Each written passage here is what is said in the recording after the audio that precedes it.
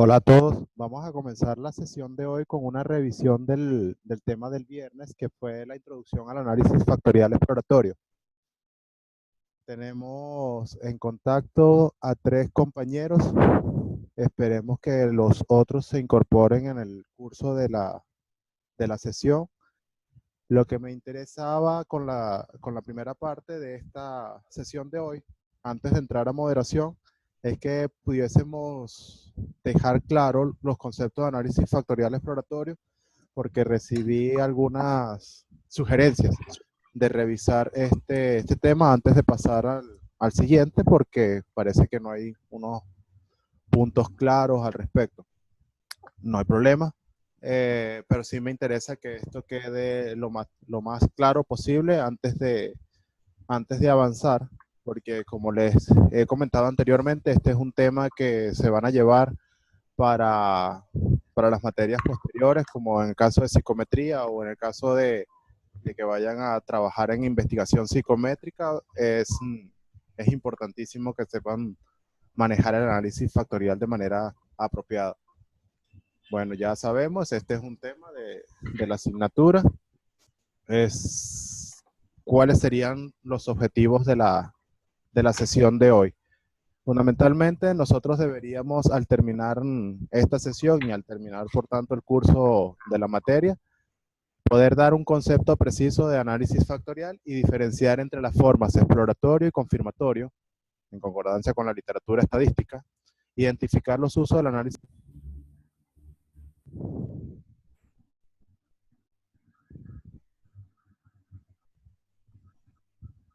describir los elementos que conforman el análisis factorial exploratorio, llevar a cabo el análisis factorial exploratorio con el uso de paquetes estadísticos, en nuestro caso particular del SPSS, y por supuesto dar una interpretación pertinente de los resultados estadísticos del análisis factorial exploratorio.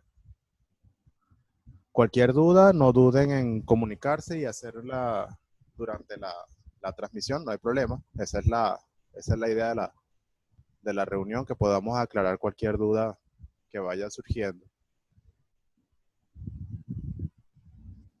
¿Qué es el análisis factorial? Literalmente, es una técnica de análisis de estadística de multivariada de interdependencia, cuyo propósito fundamental es reducir la dimensionalidad de un conjunto de variables observadas para definir la estructura de variables subyacentes más parsimoniosa. ¿Qué es una técnica multivariada? Es aquella que logra reunir en un modelo de evaluación determinado la interrelación o la conjugación de las varianzas de más de 2 variables. Es decir, en los casos en los cuales ya participan 3 variables, tenemos un modelo multivariado. En el análisis factorial, por lo regular, se trabaja con mucho más de 3 variables, porque cada factor incluso puede estar formado por lo menos 3 variables, y en un análisis factorial deberíamos tener por lo menos 2 factores. Entonces, en los casos en los cuales nosotros trabajamos regularmente el análisis factorial, tenemos por lo menos 5 variables por cada factor, y por lo regular trabajamos, como les mencioné, más de 2 factores. Entonces, el análisis factorial nos permitirá reducir ese conjunto de variables a un pequeño número determinado de dimensiones que recogerán lo subyacente o lo fundamental del comportamiento de esas variables, que serán nuestros constructos o dimensiones teóricas determinadas en el modelo, pero que no se presentan de manera directa, sino que se presentan de manera indirecta en el comportamiento de las personas o en las respuestas de las personas a ese conjunto de variables que están funcionando como indicadores. El análisis factorial exploratorio se presenta en 2 formas fundamentales: el análisis factorial exploratorio y el análisis factorial confirmatorio. El análisis factorial exploratorio es de naturaleza inductiva, dado que nosotros analizamos el comportamiento de los datos para obtener a posteriori las dimensiones o componentes que mejor definen esa estructura general de varianzas. Mientras que el análisis factorial confirmatorio es de naturaleza deductiva, porque nosotros definimos a priori cuáles son los factores que definen un determinado conjunto de variables, y vemos y contrastamos este modelo teórico con respecto al comportamiento observado en las varianzas de un conjunto de variables dadas. teóricamente se pueden emplear los dos en un análisis psicométrico regular. Primero hacemos un análisis factorial exploratorio, vemos cómo se comportan las relaciones entre las variables, extraemos aquellas variables que no funcionan y luego entonces que definimos un modelo lo más parsimonioso posible, sometemos esto a un segundo análisis de orden confirmatorio. ¿Para qué sirve el análisis factorial? Y fundamentalmente o principalmente, ¿para qué sirve el análisis factorial en la investigación psicológica? Como mencionamos, muchos fenómenos no están determinados por muchas variables que están interactuando de forma simultánea y que en esa interacción están determinadas a su vez por unos procesos comunes subyacentes en distintos escenarios, en la clínica, en lo psicosocial, en lo educativo, en lo organizacional. Hay conjuntos de variables que se presentan como manifestaciones de un fenómeno común subyacente. En la investigación que nosotros estamos haciendo, en este caso, del proyecto de estadística, nosotros tenemos tres fenómenos en el área organizacional que son descritas a su vez por una serie de variables o una serie de manifestaciones que nosotros conocemos como los ítems de una escala de engagement, una escala de bienestar o una escala de condiciones y medio ambiente de trabajo. En la investigación psicométrica nosotros evaluamos cómo este conjunto de ítems o conjunto de indicadores efectivamente se agrupan para explicar algo que nosotros no podemos ver de manera directa, pero que nosotros asociamos teóricamente con la presencia de dimensiones o constructos latentes, subyacentes, tal cual como se mencionó en la definición anterior. En el caso que ilustraremos a continuación, nos apoyamos en la escala de engagement laboral conformada por 17 ítems.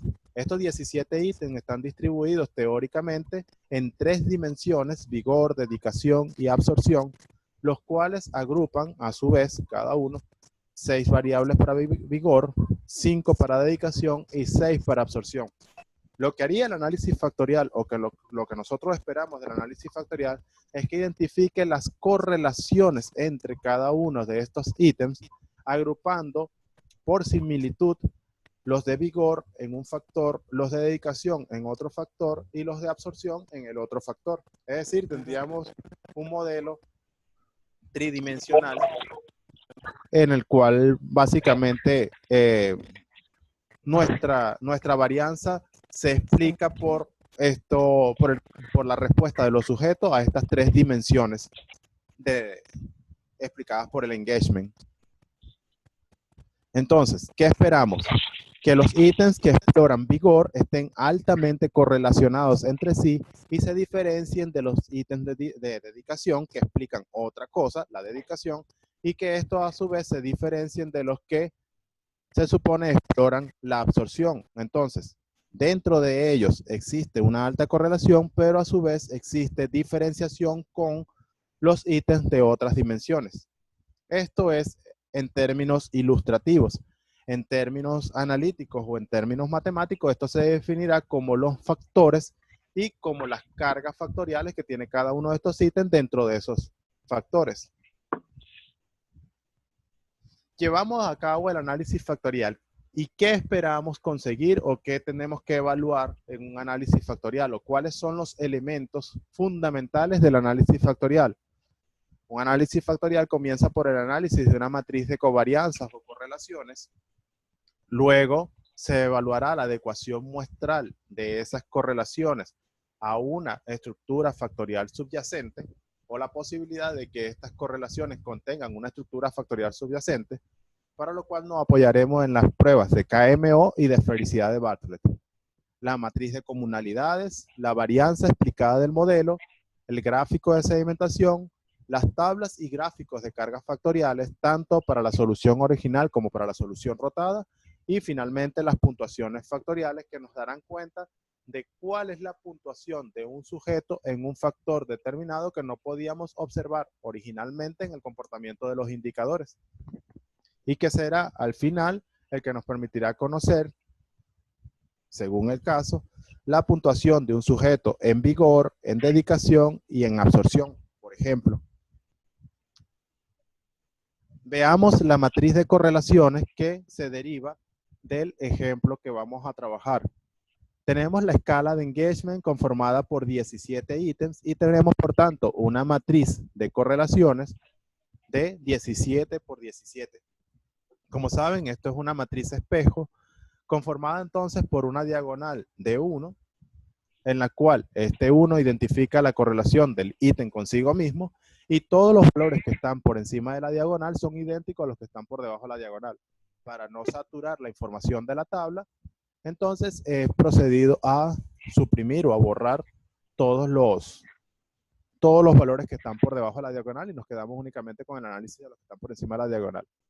¿Qué podemos observar en esta tabla para que apoye nuestra hipótesis de los factores o los componentes subyacentes a esta matriz de datos de varianzas? Las correlaciones entre los ítems que conforman una determinada dimensión debería de ser alta entre ellas y debería de ser baja con los ítems que conforman otras dimensiones. Vemos en el caso de vigor que la correlación es alta entre los ítems de vigor y baja con los ítems de las dimensiones de dedicación y absorción. Por ejemplo, en los casos de dedicación pasa lo propio, hay una alta correlación entre los ítems de dedicación y una baja correlación entre los ítems de dedicación y los de absorción, como de dedicación y vigor. Por su parte, los ítems de absorción están altamente correlacionados entre sí, todos reportan correlaciones por encima de 0.86 y reportan una baja correlación con los ítems de dedicación y con los ítems de vigor. Las medidas de adecuación muestral. Una vez que tenemos una observación cualitativa del comportamiento de las correlaciones entre nuestras variables, necesitamos pruebas estadísticas de que estas correlaciones entre las variables efectivamente permiten sostener las varianzas suficientes para derivar un análisis factorial con base en ellas. Lo primero que debemos evaluar es la prueba de Kaiser-Meyer-Olkin o la medida de adecuación muestral de Kaiser-Meyer-Olkin, el cual es un índice entre 0 y 1, donde 0 significa una supremacía de las cargas de correlación parcial sobre las cargas de correlación simple, mientras que un 1 significa que las correlaciones simples son superiores a las correlaciones parciales entre los ítems. Las correlaciones parciales no son deseables dentro de una matriz de correlaciones para el análisis factorial porque nosotros en la correlación parcial suponemos que la correlación entre los ítems no es compartida con otras variables. Mientras que en el análisis factorial lo que suponemos es que la correlación que hay entre dos variables es compartida además con otras variables que se supone conforman esa misma dimensión o ese mismo factor de la cual, en la cual está inserta esta variable. En nuestro caso arrojó un valor de 0.95, el cual es un valor óptimo porque funcionamos con valores por encima de 0.8. Por debajo de 0.8 la adecuación es baja y por debajo de 0.5 es nula y no es procedente el análisis factorial. La prueba de esfericidad de Bartlett arroja un valor de chi cuadrado, el cual se asocia con la distribución muestral que nos permite conocer una probabilidad de error a la hora de rechazar la hipótesis nula. ¿Qué esperamos nosotros? Esperamos nosotros valores de significación por debajo de 0,005, lo cual entonces indica que la probabilidad de error a la hora de rechazar la hipótesis nula es muy baja, y esto indica entonces que existen diferencias estadísticamente significativas entre nuestra matriz de correlaciones y una matriz identidad en la cual se observan correlaciones nulas o correlaciones cercanas a cero entre las variables.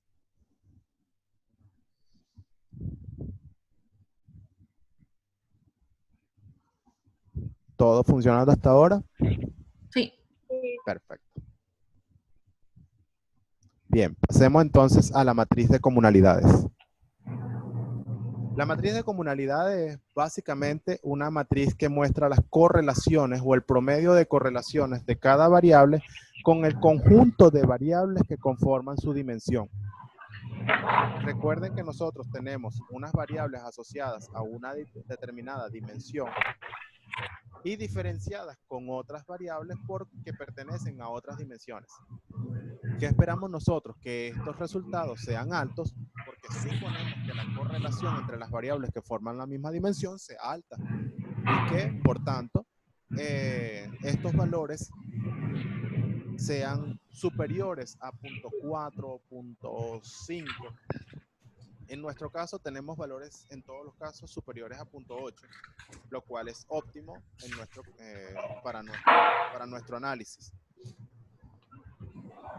Recuerden, comunalidad, promedio de las correlaciones de cada una de las variables con el conjunto de variables con las cuales comparten dimensión o comparten factor.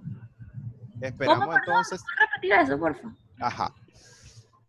La comunalidad nos reporta el promedio de la correlación que tiene cada una de las variables con el conjunto de variables con las cuales comparte dimensión. Recuerden, las variables de vigor están correlacionadas entre ellas. Las variables de dedicación correlacionadas entre ellas y las variables de absorción correlacionadas entre ellas de acuerdo con el presupuesto teórico y de acuerdo con el análisis factorial.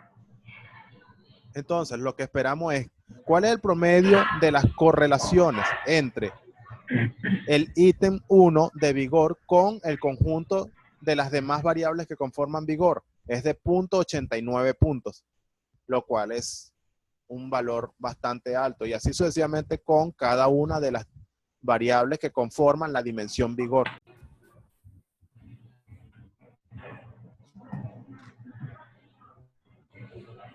La relación que tiene cada una de estas variables con las otras variables, en el caso de que se presenten valores bajos, indica que esta es una variable no conveniente para la construcción de esa dimensión. ¿Se capta? Este es un indicador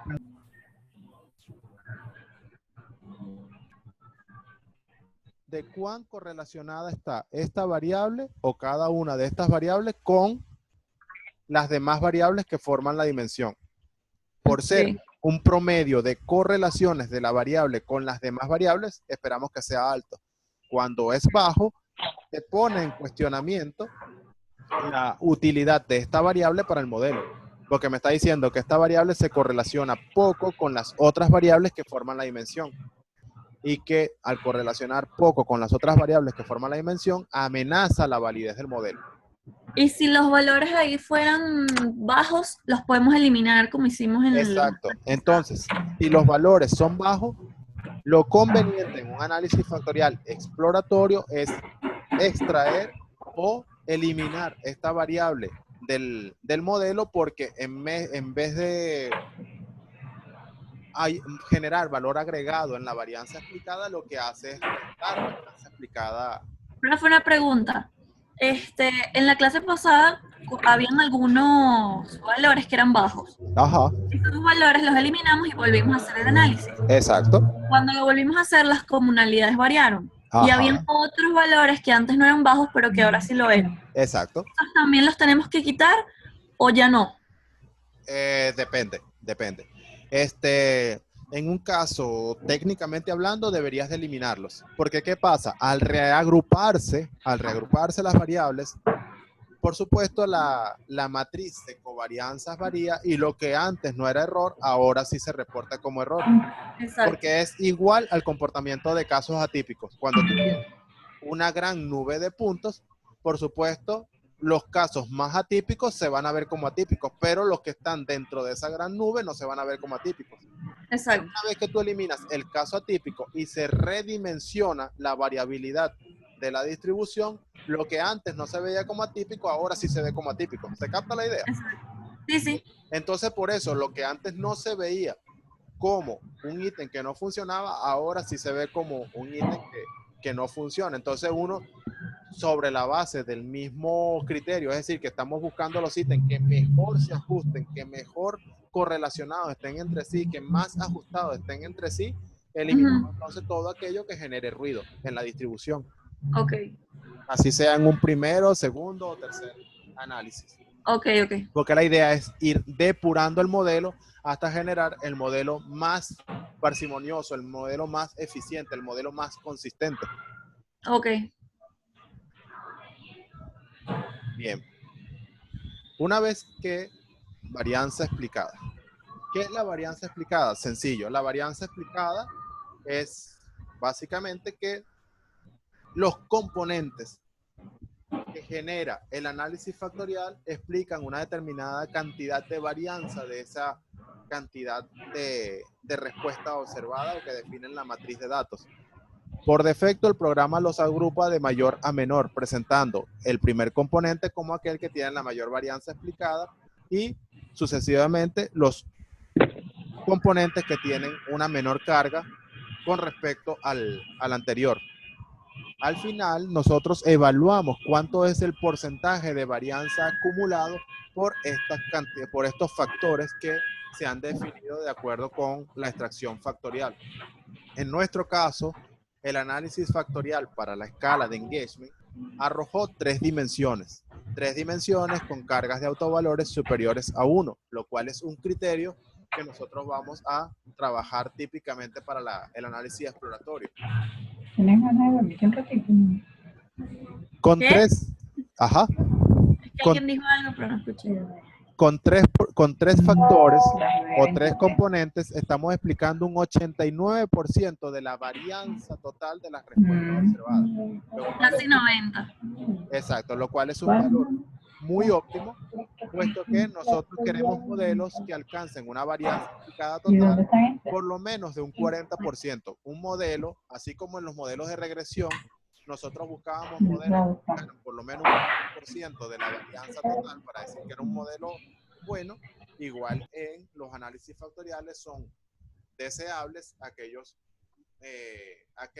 resultados o aquellas soluciones factoriales que logren explicar por lo menos un 40% de la varianza total de las respuestas estudiadas u observadas en aquel número de componentes que nosotros consideramos pertinente y susceptible de ser explicados teóricamente.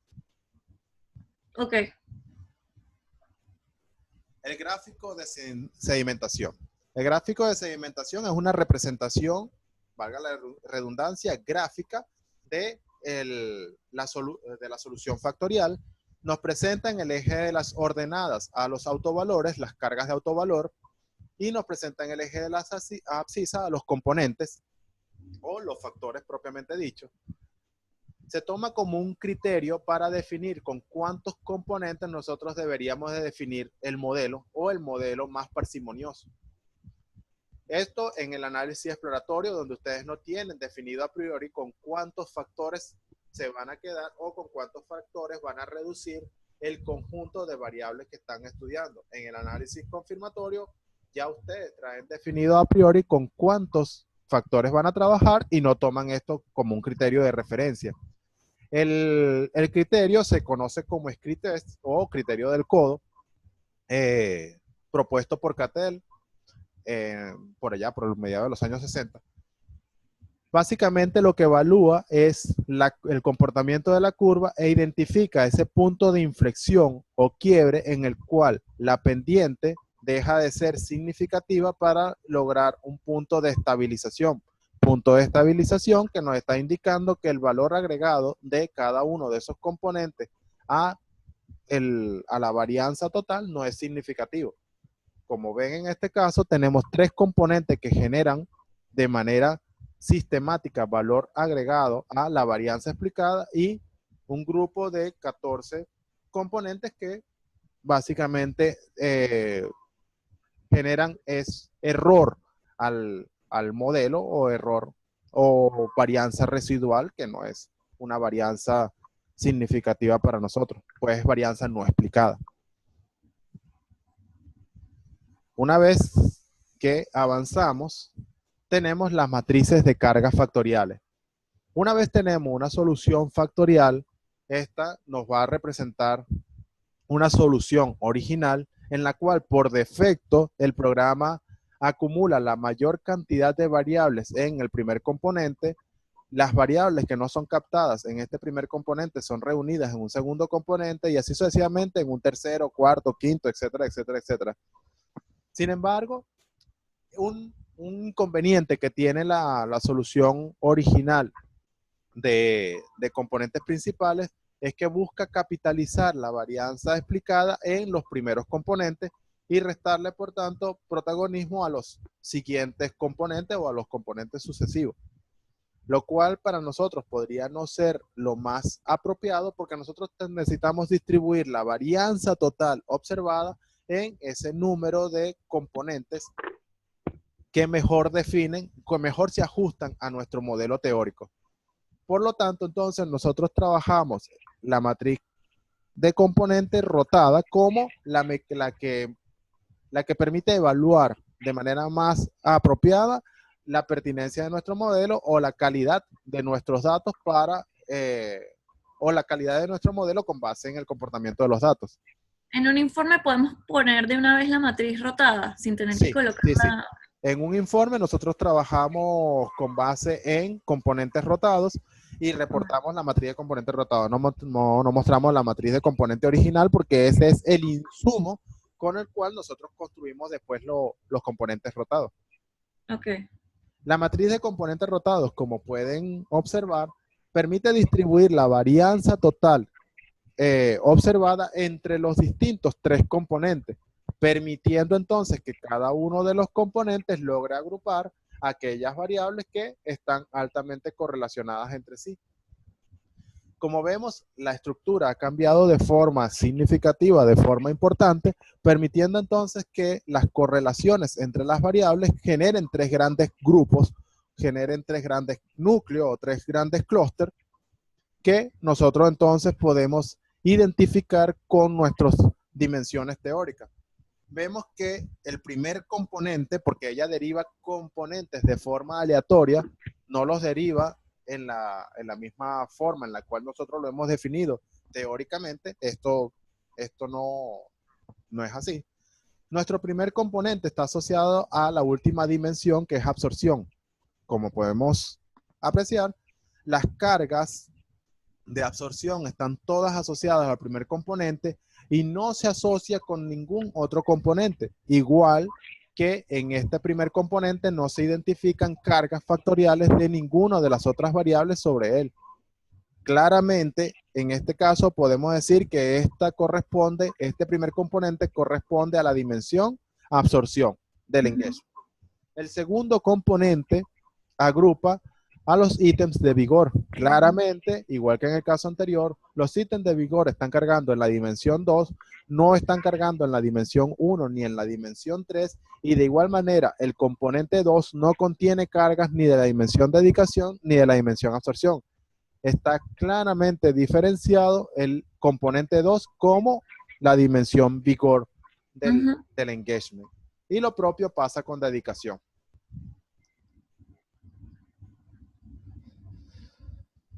La solución factorial se puede presentar igual que las cargas, igual que la varianza explicada, tanto en forma analítica como en forma gráfica.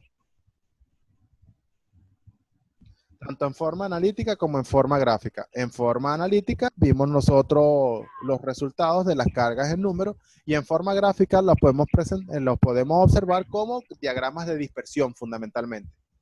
Diagramas de dispersión que están definidos, cuyos ejes están definidos por los componentes que arroja la solución factorial. En el caso en el cual nosotros tenemos una solución factorial formada por solo dos dimensiones, tendríamos un plano bidimensional de XY.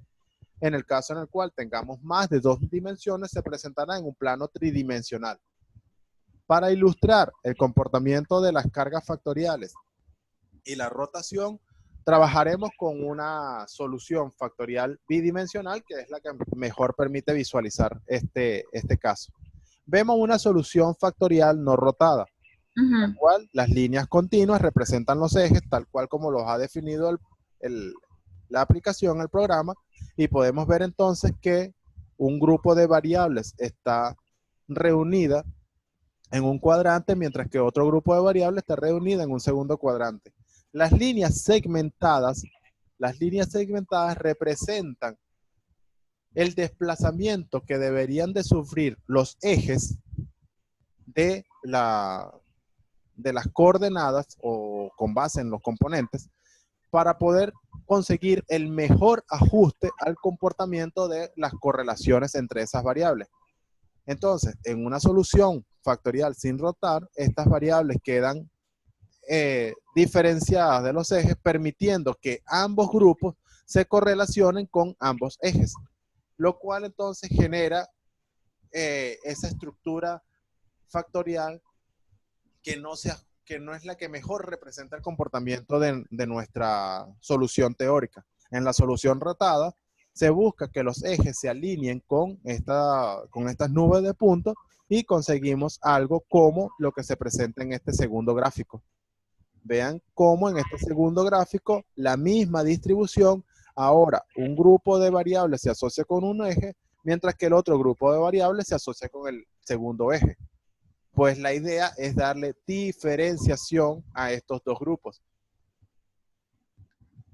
Esta es fundamentalmente la ganancia de la solución factorial. Por eso entonces conseguimos que de esto pasemos a esto.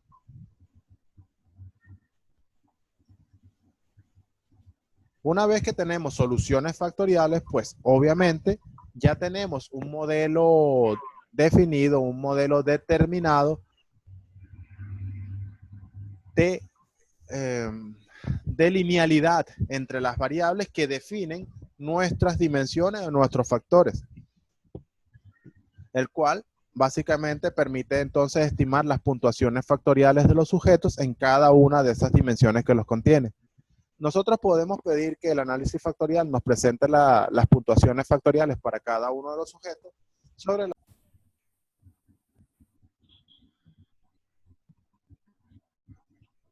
la base de los métodos de regresión. Como pueden ver, el resultado arroja cuál es el peso que tiene cada una de las variables a la hora de definir la puntuación del sujeto en un componente determinado.